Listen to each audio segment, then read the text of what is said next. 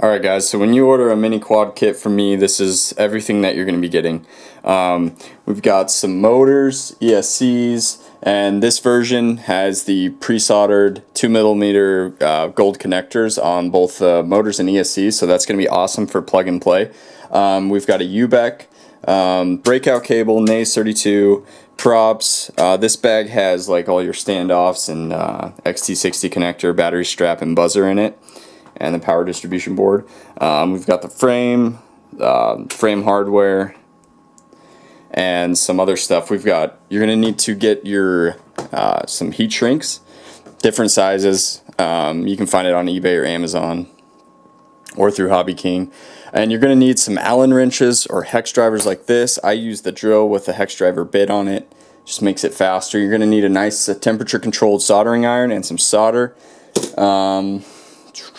What else do you need? Yeah, I think that's about it for now. So just make sure all this stuff's here, and then first thing we're gonna do is put together part of the frame. So go ahead and get your frame and hardware pack out. You're gonna notice there's two bottom plates that sandwich the arms in between, and this is the top plate. Alright, the first thing you're gonna do is set aside 8 of the aluminum red standoffs and 8 of the short M3 screws, and we're going to start building on one of the bottom plates. And with that instruction manual, you can see exactly which holes you're going to be mounting the standoffs in. This picture right here, just follow that. So as you see, I'm just using my hands to do it now. You don't need tools for this part. Voila, you're done. Just make sure everything's in the right screw holes. There's 4 screw holes in the middle. That's for the NACE standoffs, so don't put the standoffs in that. And there's also this 4, 8, 12, 16 motor or arm mount holes. You don't want to put the standoffs in that. So just make sure it looks like this, and we'll start mounting the arms. So set aside your long screws. There's like 16 or 17 of them. You're going to use 16. Take both bottom plates, sandwich it together, slip an arm in there. You're going to line up these holes. Pop a screw down. You might have to wiggle it around just to get it to really go through.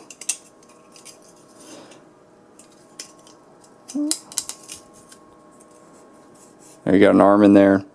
You won't be able to get all of these by hand just because the CNC cut on these aren't exactly perfect. So grab your Allen wrench, whatever, your drill, whatever you're going to use, and just kind of screw it in. You won't have to do it for every one of these arms screws, but most of them you probably will. So keep going with that. Get all your arms in.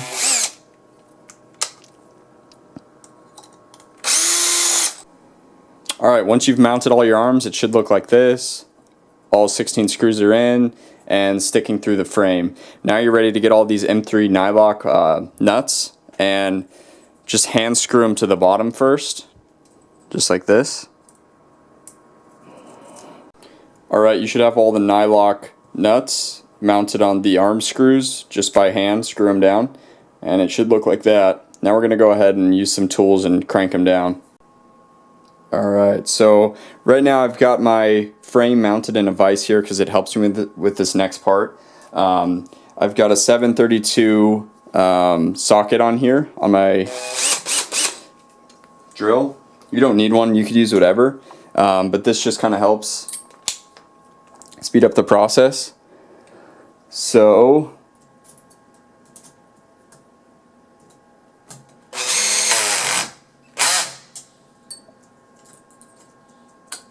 just however you can, work through them all and get them all tight.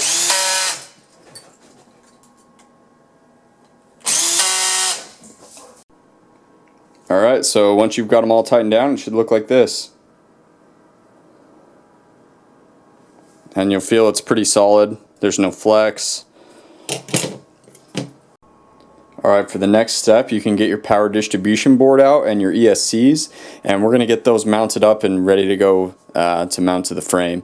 The first thing you need to make sure to do is make sure that the positive on the power distribution board is going to be on the right side. You'll notice if I flip it over here, it's now on the left side, and we don't want that because on this ESCs, the way they're going to come in from the arms, positive will be on the right, negative on the left. So make sure it's like that, so it's easier for each one to reach without crossing wires and such. I'm going to throw mine on the vise right here just to get it soldered up, and I'll kind of show you how to do everything. You don't need a vise though. Take your soldering iron, get some solder, and tin each of the power leads on the ESCs. They're already tin from the factory, but it's probably a little old.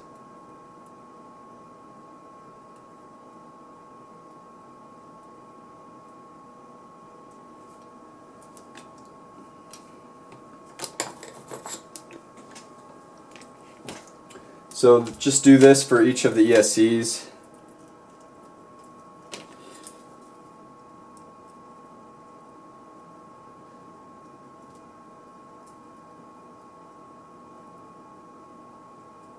Alright, now we're going to solder our first ESC to the power distribution board.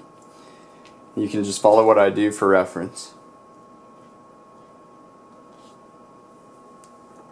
Just make sure positive's going to positive, negative's going to negative, and you can't really mess this up.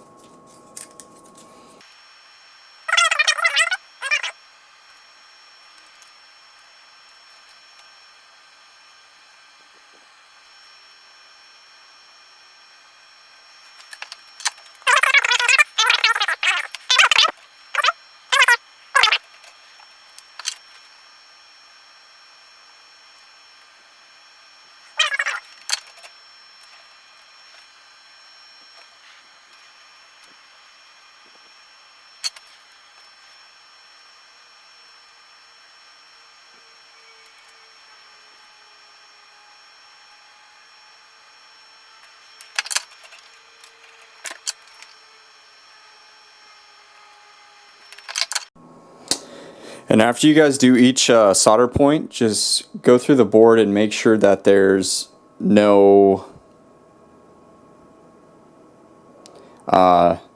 connections touching each other on both the top and bottom. You want to make sure there's no drag soldered from the positive to the negative. If it's from the negative to the negative and they're connected a little bit, that's fine, it doesn't matter. Or the positive to positive, but you don't want any solder sitting in between these two groupings. And when you're done, it should look like this.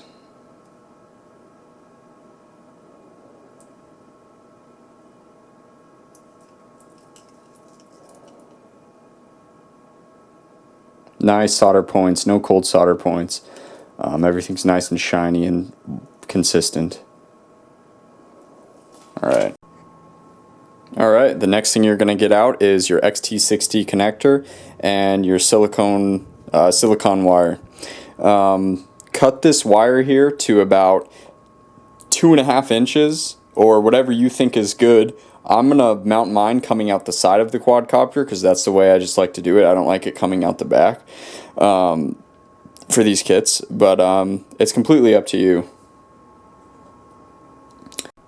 One thing I forgot to mention, when you solder an XT60 connector, always plug it into its counterpart so that it dissipates heat from the solder. If you don't do that, it's just going to melt inside the plastic here and it's going to be a big mess and it's going to be ruined. So just use the counterpart. In this case, I'm just using an adapter for my charger. That's going to dissipate all the heat. And I'm going to throw it in my vise here. And I'm going to just take any kind of pliers and rotate those suckers up so it's easier to work on. Okay, now you're going to take your wire that you've cut to 2.5 inches or whatever length you choose, and you're going to strip it. You can use wire cutters for this or just use your fingernails. I think it's faster and unnecessary to use the wire cutters. So that's just how much I'm going to do, and that's going to go into here. So twist up the wire, and then we're going to tin it with solder.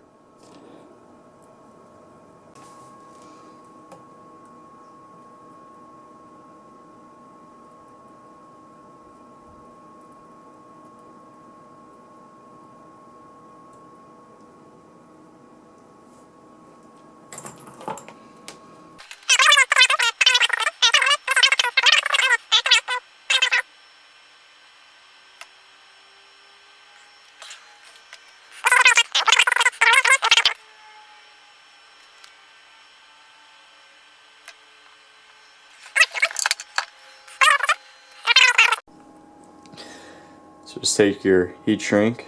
I don't know what size this is, just get a variety pack.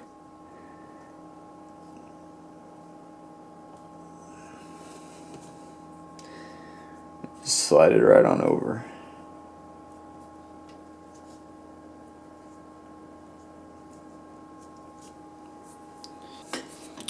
Heat gun or a lighter, whatever you need to do.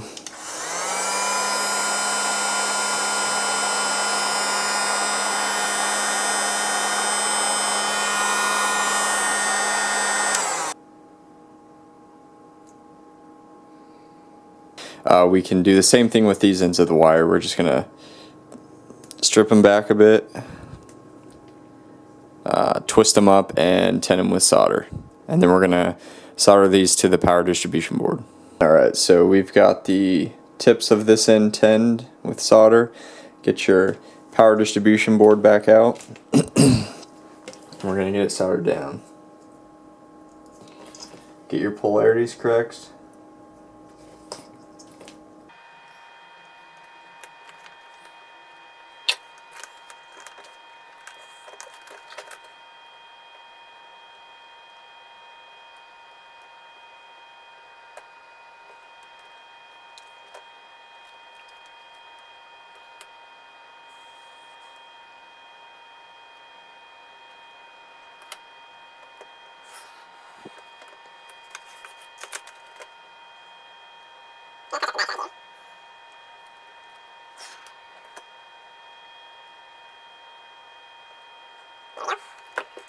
So here we go.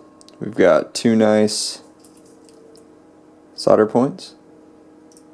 Nothing's touching, everything looks good, polarities are correct, positive to positive, negative to negative. Alright guys, the next thing we're going to do is we're going to take a servo cable or JST cable and we're going to run it from the power distribution board into the naze. At least we're going to solder it on for now, but that's what it's going to do. What this does is it monitors the input voltage from your battery pack into the power distribution board and feeds that information into the naze so it knows when to set off its low voltage beeper, or you can have it send telemetry to your FreeSky radio. The way I do my builds, I have this cable coming out the right side right next to the battery connector, and that's because, as you can see on this build, I have the naze right here rotated 90 degrees, so all these pins are accessible on the right side as well as the USB pin. So just follow along if you want to do it that way. Obviously you can run this cable anywhere you want depending on how you have your naze oriented. What we're going to do to take this servo cable down by a cable is we're going to get rid of this signal pin. So let me zoom in here. Just going to lift up the tab on the signal pin. Pull that out. Obviously you don't have to do all this, but I choose to. Now I'm just going to cut this extra plastic off. I like to file it down. Yeah, you can use a servo cable or a JST cable and you won't have to do all this. Okay. So as always,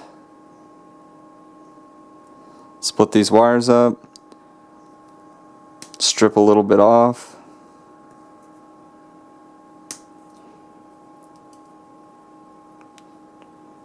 twist it up.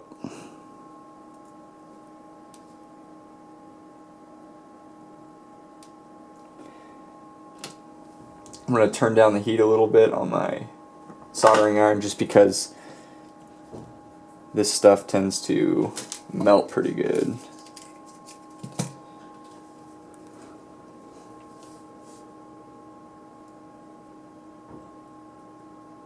Just need just a second for this because it's good.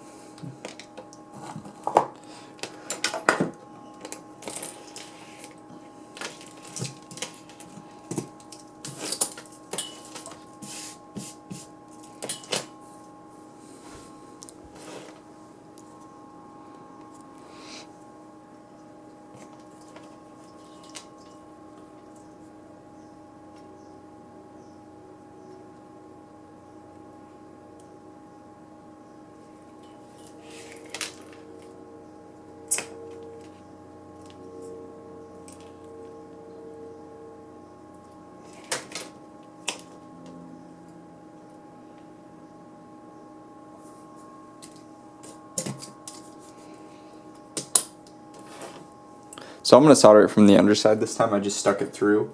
And I'm going to clip a little bit off because they're just too long. It's better.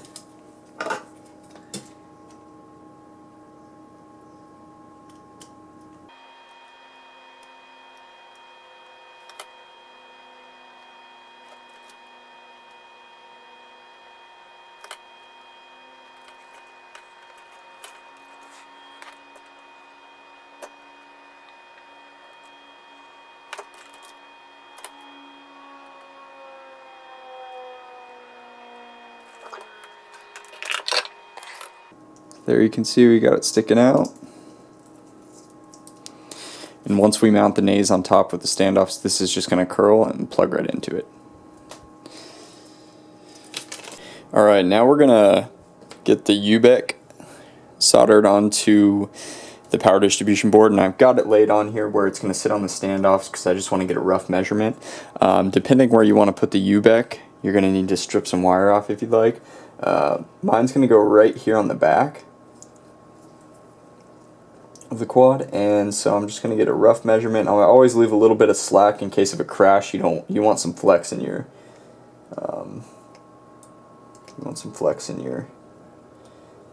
frame.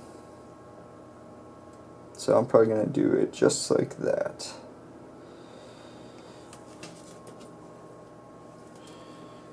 As always, strip a little bit off.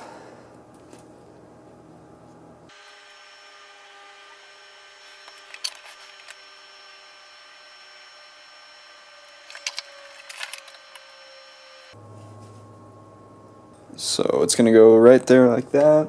You can put it anywhere you want though. I'm just going to flip it.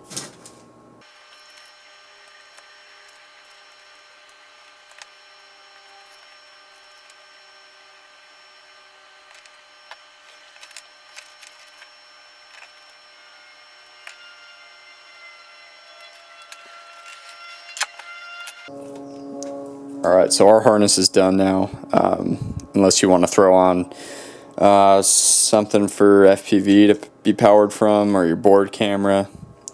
If you're using 3 cells, this is all going to be 12 volts, anything you pull off of here. If you're using 4 cells, you're going to need to use a step down if you want to get FPV gear powered on this. Alright, we're going to mount the standoffs and the PDB to the frame. So get your 4 M3 nylon screws and 4 nylon standoff spacers. So you're going to notice if you put these through the frame and try to get a spacer on that screw, it's going to be loose. It's not going to be flush with the frame and holding it down. You don't want that. So with each screw, you're going to need to take some scissors and cut just about half of what's sticking out of the frame here off. You'll notice when you put a standoff on now and screw it down, you can get it nice and tight. So just do that with each of the screws till you get all 4 standoffs on. Should now have 4 of your standoffs mounted, and it's time to get your wire harness in place. So throw that on there, sitting on the standoffs.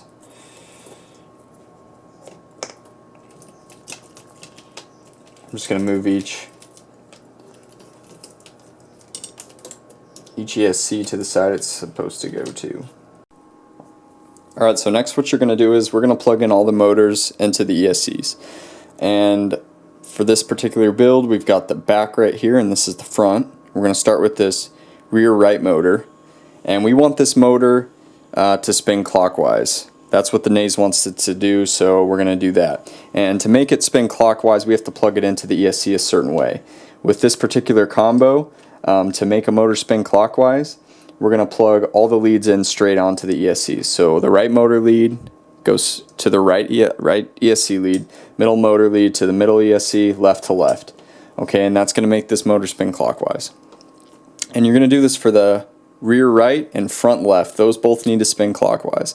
The rear left and the front right need to spin counterclockwise. So all we're going to do is we're going to switch two of those wires. So in this case, I'm going to plug, move the camera a little bit. I'm going to plug this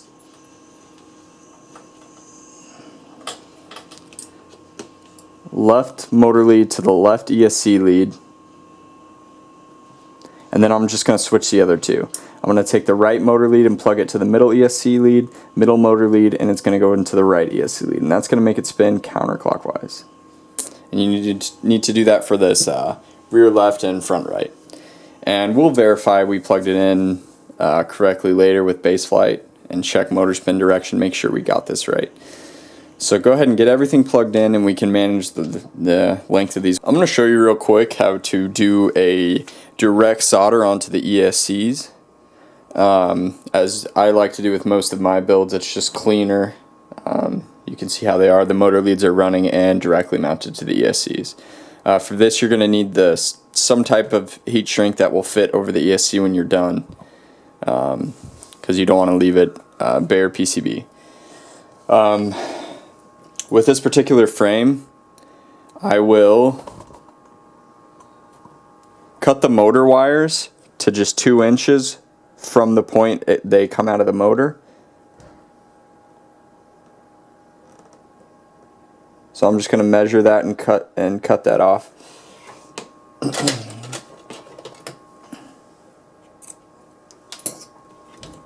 Doesn't have to be 2 inches. You can measure it yourself and see how you want it. It's just how I do it. And then strip the ends.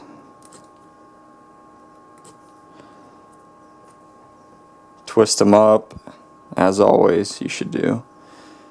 And we're going to tin them.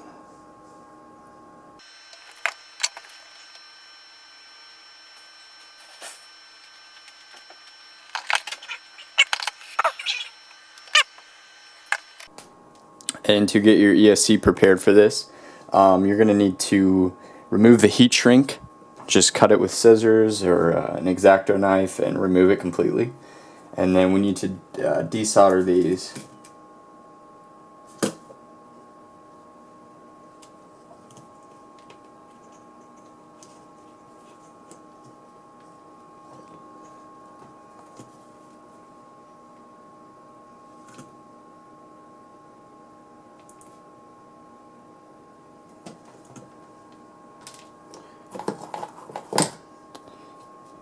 Now we're going to want to get rid of that extra solder that's on there.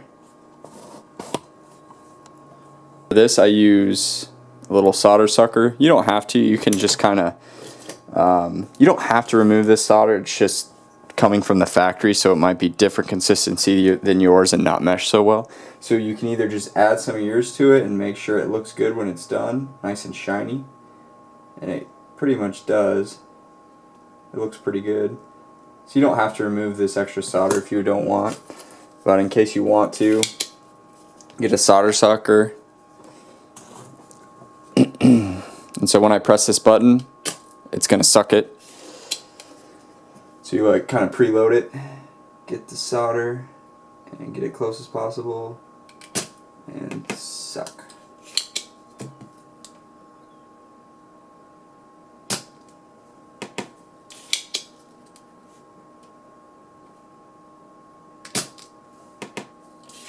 and that removes most of the solder.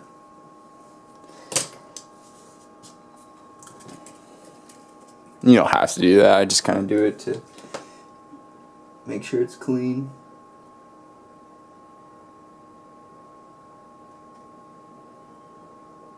And then I re-tin always. Put some nice little solder bulbs on there. Now you're going to take that motor, and remember, depending on which direction this motor needs to spin, you got to solder it on correctly. If we mount all the motor wires straight on, it's going to spin clockwise, and if we say cross these two wires like that, it's going to spin counterclockwise. And that's going to be different for all ESC and motor combinations. It's not always going to be in that order. So we tend our wires on our motor. These have fresh solder on them. And now we're just going to, and this is just my technique, I grab some and then let it collapse, and it's going to absorb into the ESC solder, and they'll combine.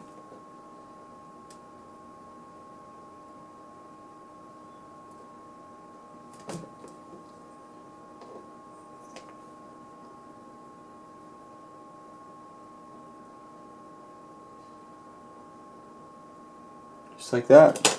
That's how you want your solders to look. Nice and shiny. And then make sure you put the heat sink back on top here, and don't forget some new heat shrink. You should be, at this point, you should have your motors and ESCs connected, either bullet connectors, which I did in this case, but I just shortened them. I don't suggest this is very time consuming. I would just solder the motors directly to the ESCs or use the provided bullet connectors. So yeah, everything's good to go. We're going to mount the motors on each arm now. So get that hardware out. It comes in each of the motor packs, and you're going to notice there's two types of motor screw in this little hardware pack, and we're going to exclusively use the shorter one. With this particular build, you're not going to use any of the long screws for anything. So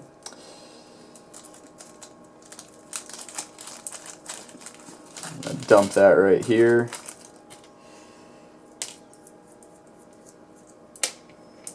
Okay, so yeah, here's the two types of screws.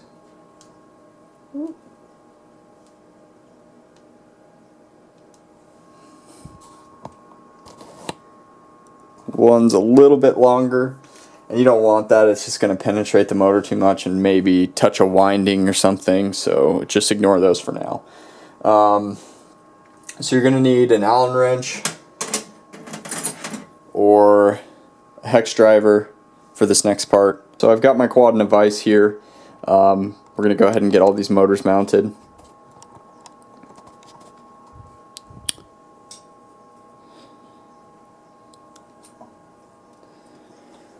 So just place it on the arm, and you'll notice the motor mounting pattern. There's two places for screws that are far from each other and two that are a little bit closer. With these ZMR frames, it's difficult to get all four in without, using a Dremel or something to give it a little extra room. But you can still do it. One of the screws will just happen to be a little bit slanted, which is completely fine. And I'll show you what I mean here. So when I'm first starting out, I keep all the screws loose so I can move the motor around pretty good in there just to get them all to fit.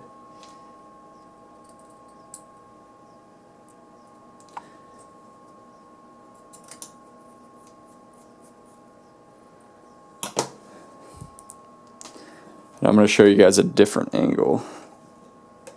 Alright, so we've got 3 screws in so far.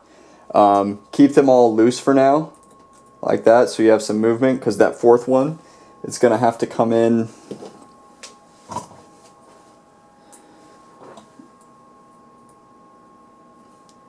over here from the side, and there's not going to be enough play. So try to pull it as close as you can.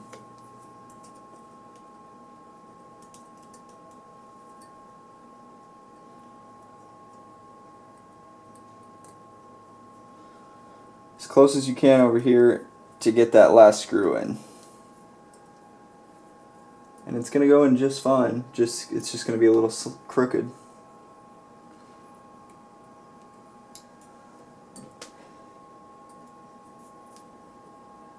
You're welcome to use blue Loctite, just for peace of mind. I check these screws after every 10 flights or so, or just whenever I think of it, and I've never had one come loose. So you can see that one just didn't go in completely straight. And I guess the other one on the right's a little bit slanted too, but just do this, it's completely fine. No worries. So we've got all the motors mounted now on the frame. We need to mount the prop adapter now. That's this little guy. It comes with each motor pack. It'll look like this, and then you just screw up the little prop spinner. And you're once again going to use the short screws. So it just mounts on top of the motor like that. Tighten it nice and snug. There's 4 screws for each one, so get all those on your motors. So now I'm just getting everything mounted to the frame with zip ties. We've got all our prop adapters on now, and I've already mounted the U-back like that. You can mount it with double stick tape, doesn't matter, Velcro, or do it like I did it. Completely up to you. So I'm just zip tying the ESC's down now, basically. Alright, so I went ahead and ran all the ESC wires and the U-back wires through the frame, and this is just how I do it, just to make it look cleaner. You can see I fold each ESC and run it through the frame coming out the side. So get your nays out and your second set of standoffs and screw those in on top of the power distribution board.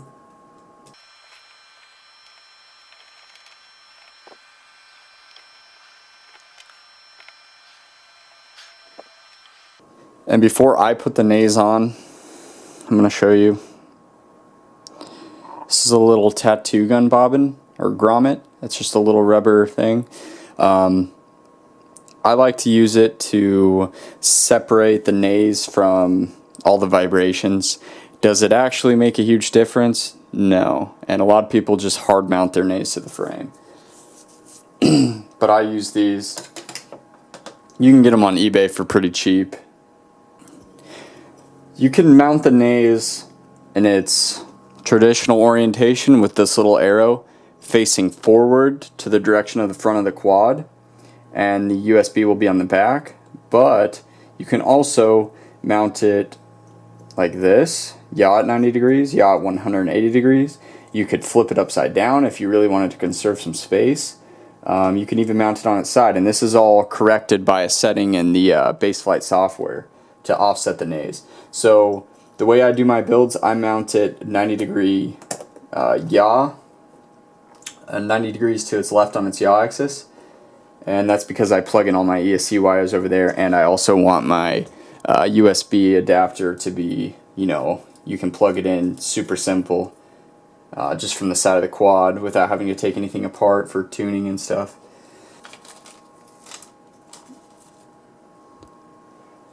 Just screw down the nays with the M3 nuts. Just make sure it's nice and snug. You don't want this guy coming loose in the middle of a flight.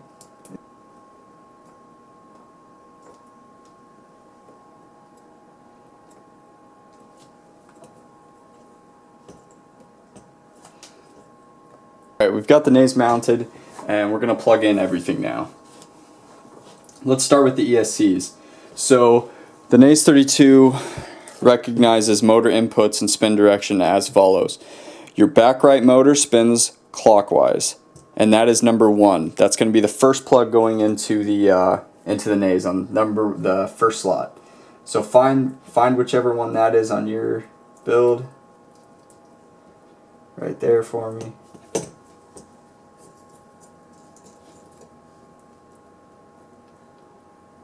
Plug that in, signal goes on top. Just make sure there's a little polarity guide on the nays you can follow.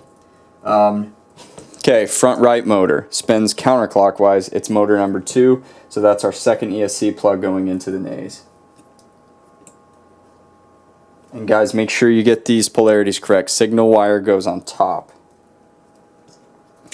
Number 3 is the back left motor. It spins counterclockwise as well, and that's going to plug into the 3rd slot on the nays.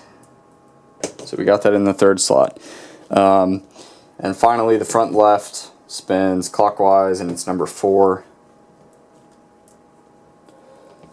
So go ahead and get that one plugged in as well.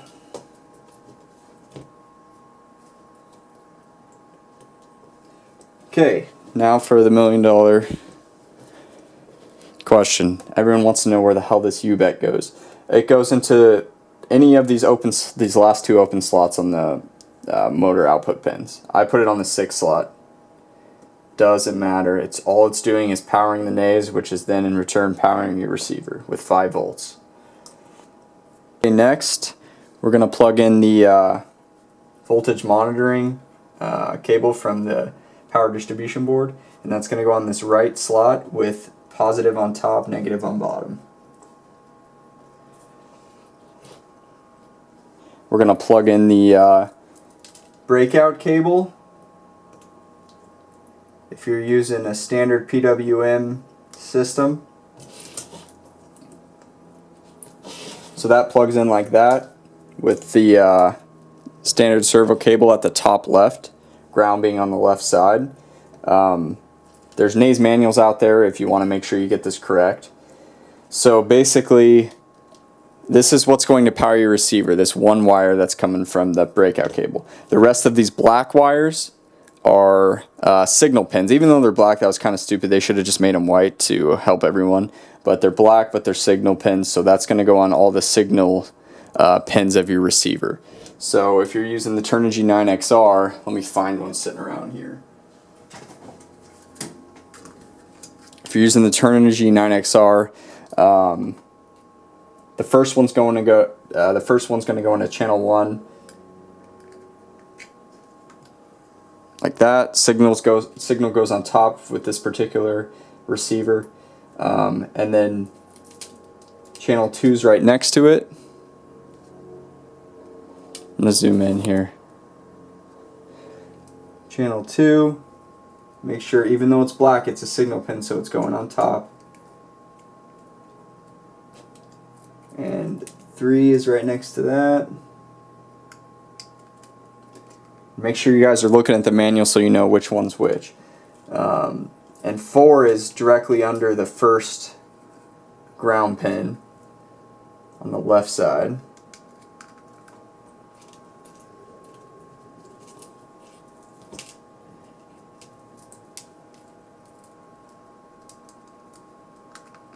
So 5 and so on. You'll get all those plugged in. So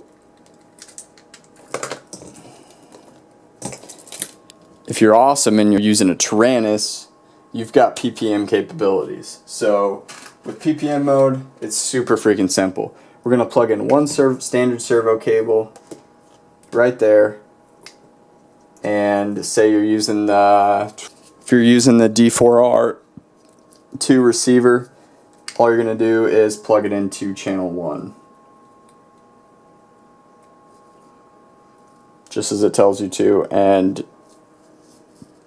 all these channels are going to be sent through this one wire, which is awesome. You don't need the breakout cable. It simplifies everything. So depending on which radio system you're using, get that set up, and then we'll move on to the next step. Oh, and I forgot about the buzzer. We're going to plug that in next.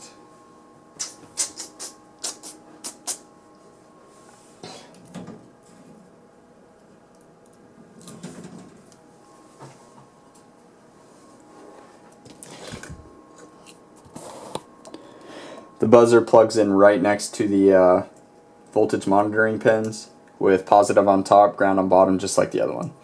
That's all you gotta do. Buzzer. I'm going to show you how to make that real quick. You need the buzzer, a standard servo cable or JST cable, and some heat shrink. So I'm going to cut this in half. If you are going to use a JST cable, you won't need to do all this, but I'm not.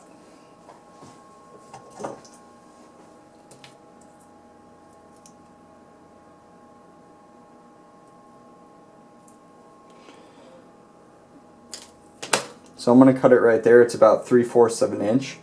You don't want to make this too long. Sorry, I'll show you right here. It's about 3/4 of an inch.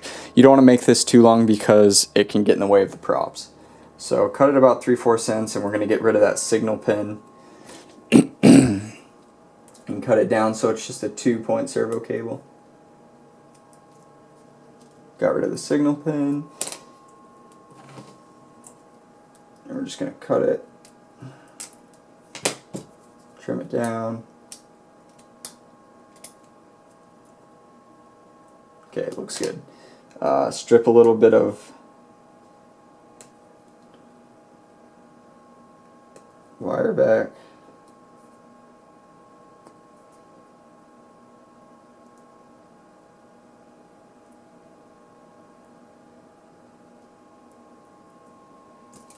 Get your solder out. Tin it up a little bit.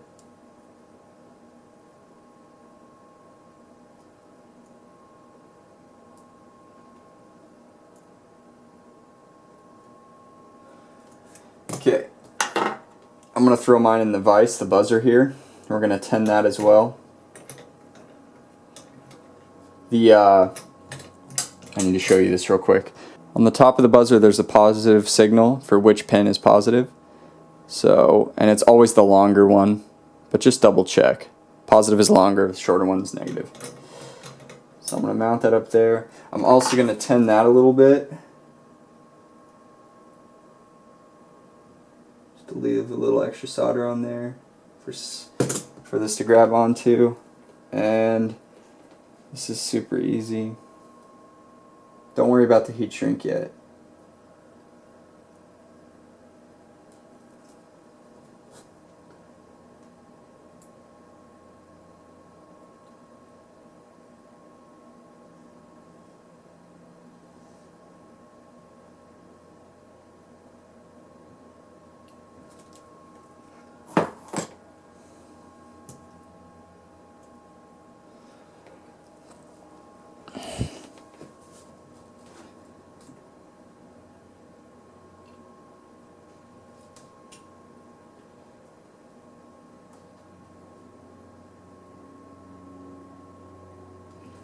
Alright,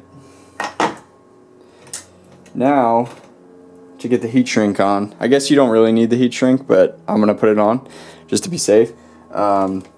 Use your X-Acto knife or whatever and lift up the tab to pull these out.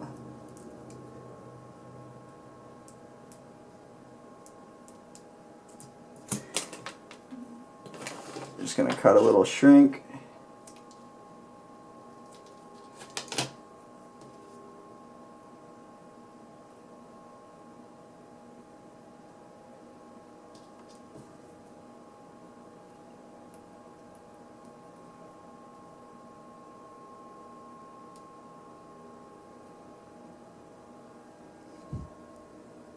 I hope all that was on camera.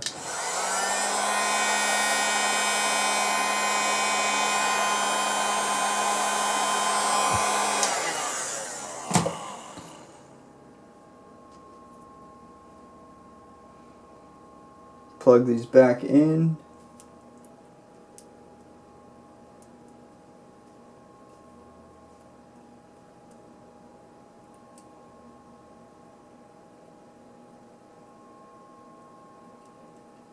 Make sure they're snug and they're not going to pop out.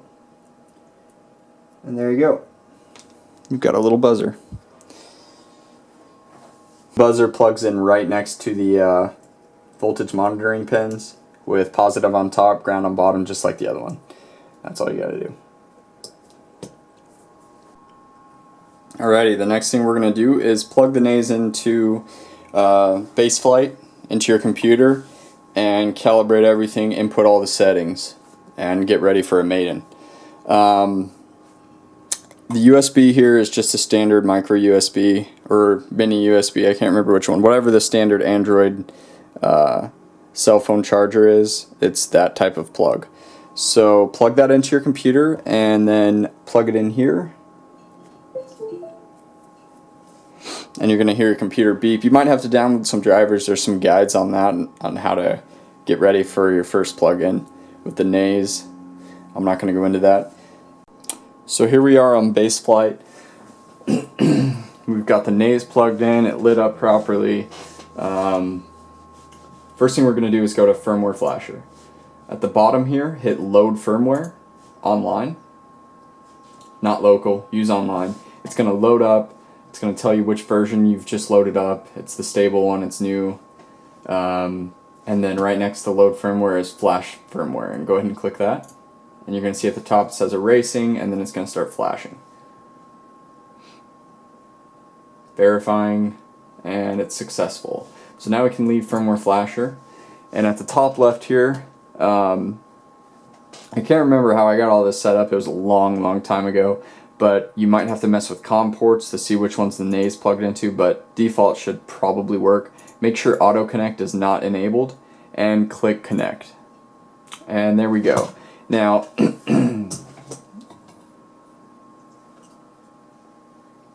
right now it's all confused because we rotated the nays. But as we move this around, this is going to correspond. The first thing we're going to do is put it on a flat surface, as flat as you can find, and hit calibrate accelerometer at the top left. Okay. Second thing you're going to do is go into the configuration. Actually, I'm sorry. Download on the website, there's the link for the nays 32 settings. You're going to download that and copy and paste the entire folder.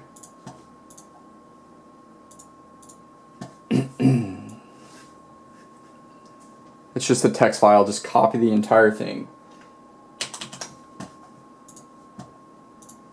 Go back into the base flight. At the top right tab, there's something called CLI. Copy or paste everything you just copied into that bottom line here, and then hit enter. And it's going to load all these settings that I've already configured for you. You're still going to have to change some stuff, which we're going to get into, but for the most part, this is going to be good. And then type save and hit enter, and it's going to say saving and rebooting. And then let's go back to the configuration tab at the top left here.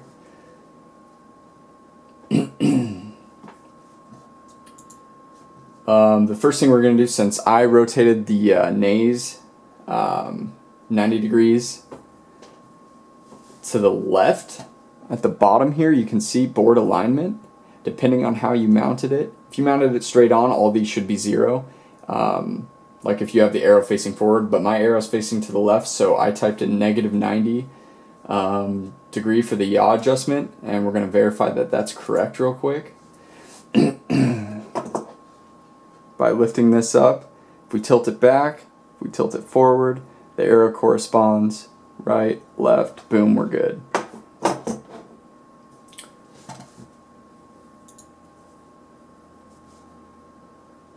And we're just going to go through some of the settings that you've just pasted in. Default is enable PPM at the top right here. If you're using PWM or like you need the breakout cable for your radio system, you're going to unclick that. And after you do any setting like this, hit save, and that way it'll save it. You shouldn't have to mess with this stuff over here, the minimum throttle stuff and the failsafe throttle. Leave that alone. By default, I've enabled failsafe settings on PPM and PWM signal loss. Now, if you're using a FreeSky system with a D4R radio, it's going to ignore this. It's not even going to know, because you need to set your failsafes with your FreeSky system to highly suggested 0 throttle. You don't want any throttle if that thing loses signal, because it's either going to skyrocket or it's going to lower slowly, and it might be in an area that you don't want that thing powered on. So make sure you do that. If you're using like a Turnigy 9XR and you have enable fail-safe settings on PWM, PPM signal loss, it's going to take care of that for you and cut to 0 throttle. And the fail-safe throttle's adjusted with this setting here.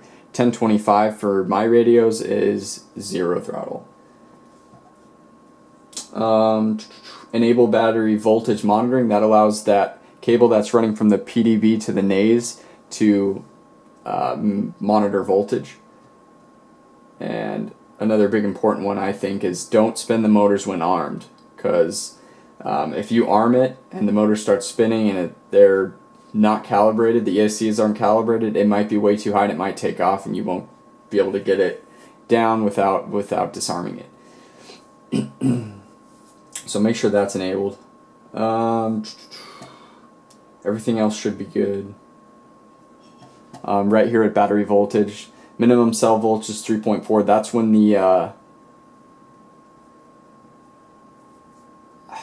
you know what, they change it. Looks like warning cell voltage is 3.5. You can drop that down if you want, or keep it at 3.5. I keep it at 3.5. That's just the number of volts when you're per cell that your battery voltage alarm is going to start buzzing. So keep that at 3.5 or 3.4. Maximum cell voltage, that's just making sure your battery pack isn't overcharged. And then voltage scale, you can mess with this if you want. 111 or 112 is usually pretty good. And I'll show you what I'm talking about here. I'm going to plug the battery into the quad here real quick. And make sure anytime you're doing this configuration stuff, your props are off. So I'm plugging in a 3-cell battery. It's going to beep, and it's going to actually keep beeping because it thinks its signal's lost because it's not connected to the transmitter. So it's kind of like a lost alarm thing. So I'm going to unplug that. So we're plugged in. Yeah, and it's completely fine to have a battery pack plugged in as well as the USB. You can do both at the same time. That's how we're going to do some setup in here.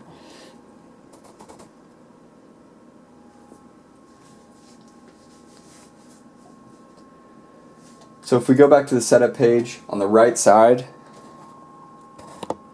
you're going to see battery voltage 12.4 volts, and that's can be cross-referenced by using just a regular cell checker with your balance port on your battery pack to make sure it is actually 12.4 volts. If it's off a little bit, you can go back to the configuration tab, and right here at the battery voltage again, you can change the voltage scale to more accurately reflect what's in your battery pack. PID tuning, you can leave this alone. These PIDs that you pasted in should all be pretty solid. Roll pitch rate, yaw rate, TPA. Leave TPA alone for sure, but roll pitch rate and yaw rate, depending on how you guys fly, you might want to change it a little bit. And especially over here in the receiver tab, right there you got RC rate and expo.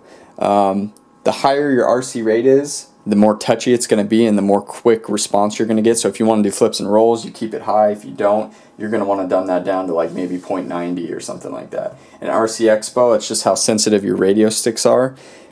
If you want super sensitive radio sticks, you could even lower it. If you want very dull movements, if you're a beginner, you might want to pump that up to like 0.70 or 75 or so. And then the channel map right here is important because that's based on your radio system. For Free Sky Tyrannus, I believe it starts, its default is JR Spectrum, which is throttle, aileron, elevator, rudder, 1, 2, 3, 4. For Futaba High Tech, it's aileron, elevator, throttle, rudder, 1, 2, 3, 4. So make sure that corresponds to your radio, or it's just going to be very confused. Go ahead and plug your radio system in. For this demonstration, I'm going to use the 9XR receiver. So get that plugged in with the breakout cable and go back up to here. Make sure your battery's plugged in so it's got power, and it's going to power your receiver. And you're going to need to figure out how to bind your particular receiver. I'm not going to go into that. There's plenty of videos on how to bind different receivers. So turn your radio on, and you'll see we've got all kinds of responses. Throttle, aileron, elevator, rudder, pitch, and then if we flip some switches, you can figure out which ones those are corresponding to.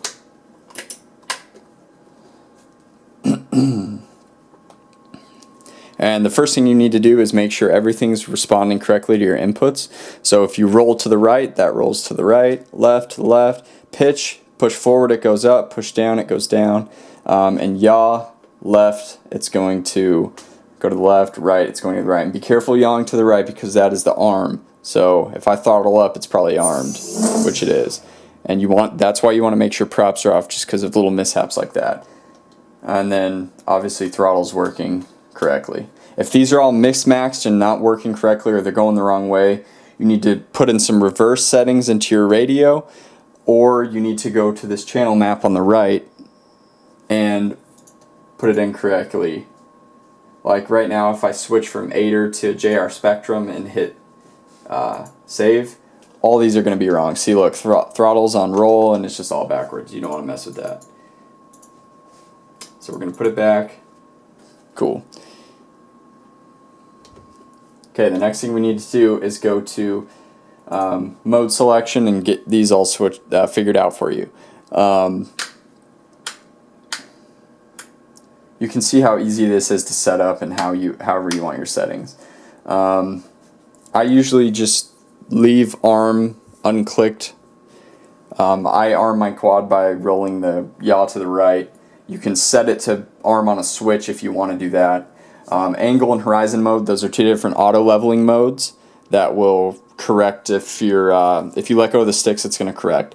Angle mode is going to limit your bank angle and not let you do flips. Horizon mode is going to let you do flips and also bring it back to level.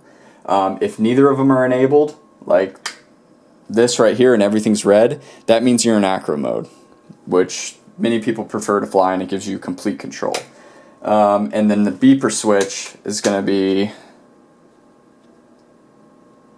if you do that and it beeper lights up green and you actually had the beeper plugged in, it would start beeping. That's so if you lose the model in tall grass, you can flip a switch and your beeper's going to start going crazy. Now we need to calibrate the ESCs. So go to the motor testing tab, unplug your battery, click check.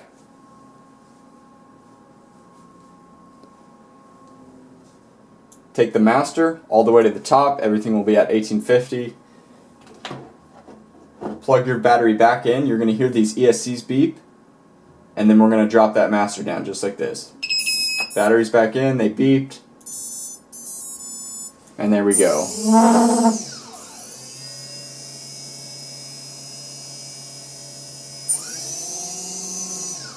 And now you can play with these. Make sure your motor spin direction is correct. So we'll start with the motor number 1 on the left side. It's going to be your back right motor, and it should be spinning clockwise. Number 2 is front right motor, and it should be spinning counterclockwise. Number 3 is the back left motor, and it should be spinning counterclockwise. Number 4 is the front left motor, and it should be spinning clockwise. Uncheck that, and you're good. Last test I like to do is, before we maiden it, I like to do a fail-safe test to make sure your fail-safe set correctly while we don't have the props on and stuff. So I'm going to arm it, I'm going to give it some throttle, and I'm going to turn my radio off. There we go. Now it's going to start beeping like crazy, and it's obviously turned off and disarmed itself, which is exactly what you want. You don't want it holding the throttle or anything like that. You just want it to turn off. Cool, so now I think you're ready to maiden. Alright. Before you guys maiden, let's put this top plate back on.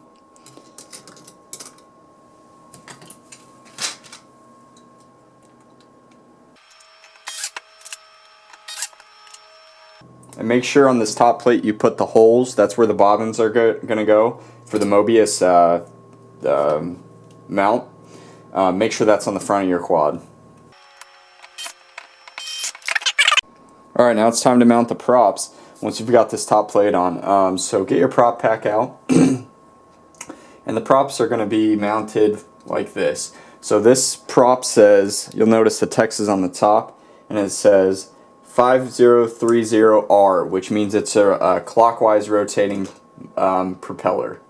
So that's going to go on the front left. And this one is just 5030, and that's going to go on the front right because it spins counterclockwise. And likewise with the other two. And you shouldn't need these prop adapters. It looks like DYS increased the size of their prop adapter. So that's cool. You used to have to use those. Alright.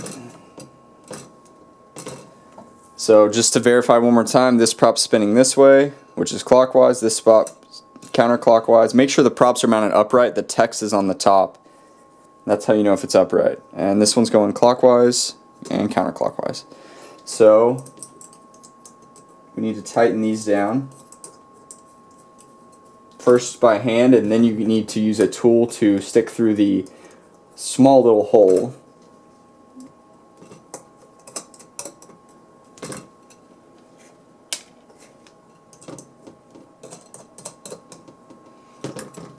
Let's see what I have here. I'm going to use this tool. So grab the motor and just tighten it nice and snug.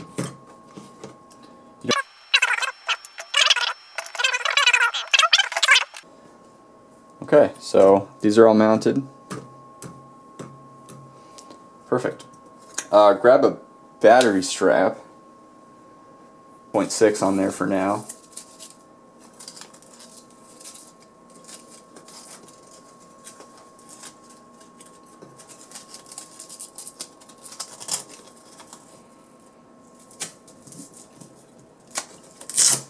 Nice and tight, you don't want it falling off. Perfect. Make sure your radio's on first.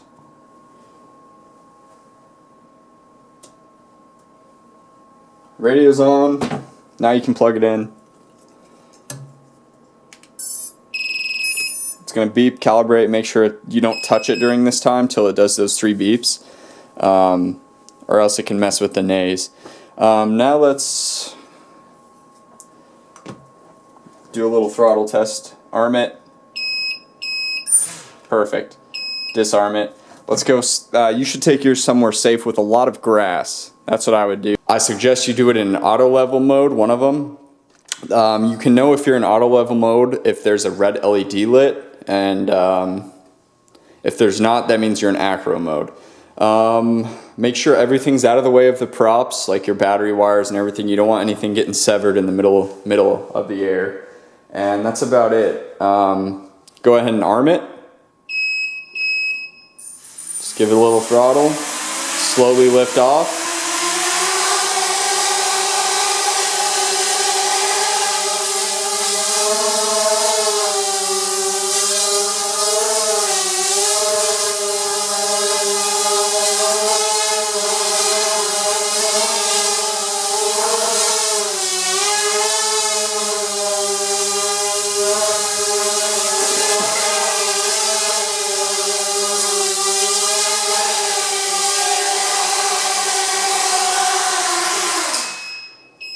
Alright, everything looks good.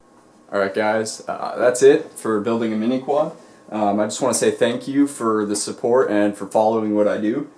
If you guys have any questions or suggestions for updates for the video and stuff, just leave them in the comments or message me or something. Maybe we can get something implemented in a later version or something like that.